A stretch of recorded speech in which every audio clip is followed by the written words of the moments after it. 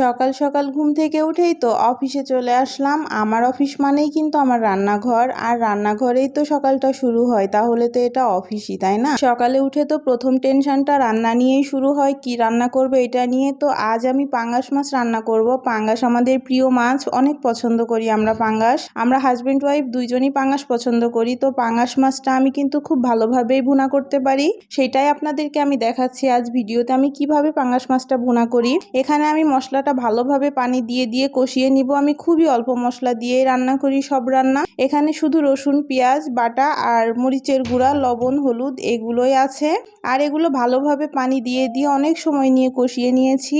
আর এগুলো কষানোর পরে ভালোভাবে কষানো হয়ে গেলে তখন মাছটা দিয়ে দিয়েছি ওর মধ্যে। আর মাছ দিয়েও কিছুক্ষণ কষিয়ে নিচ্ছি, কারণ পাঙ্গাস মাছ যেহেতু নরম মাছ, অনেক বেশি জোর দিয়ে কষানো যাবে না।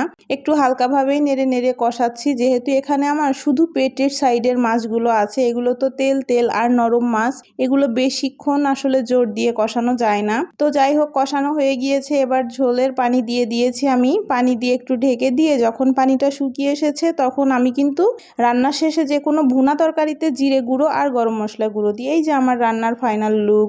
ভালো থাকবেন সবাই, আল্লাহ হাফেজ। আর কেমন হয়েছে জানাবেন।